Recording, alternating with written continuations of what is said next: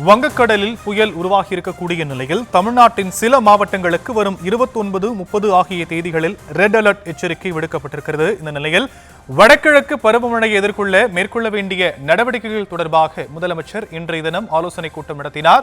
இதில் சில அறிவுறுத்தல்களை அவர் வழங்கியிருக்கக்கூடியதை அண்மை செய்திகளாக நாம் பார்த்து வருகிறோம். விவரங்களை செய்தியாளர் பாரி கார்த்திக் வழங்க நாம் கேட்கலாம். பாரி கார்த்திக், மேலும் விவரங்கள்.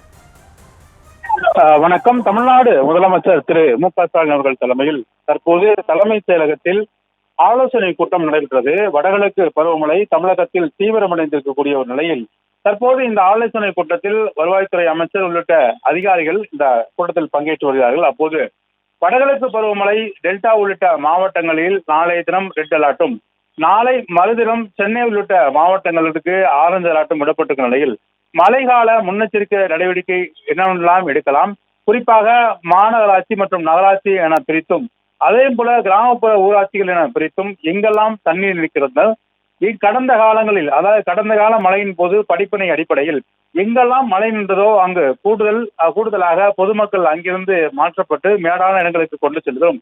கடந்த முறை அதிக அளவுக்கு கால்நடையுடைய இறப்பு தவிர்க்க முடியாத இருந்தது. எனவே இந்த கால்நடைகளை பாதுகாக்கும் பொருட்டு சிறப்பு முகாம்கள் அமைத்தலும், மழை காலங்களில் பொதுமக்களுக்கு உணவு வழங்குவது உள்ளிட்ட பல்வேறு விஷயம் குறித்தும் முதலமைச்சர் அவர்கள் இந்த ஆய்வுக் கூட்டத்தில் பேசினார். அப்போது அனைத்து மாவட்ட ஆட்சியர்களுக்கும் அது தொடர்பாக மேலும் அங்கு இருக்கக்கூடிய அமைச்சர்களுக்கும் உத்தரவிட்டிருக்கிறார்.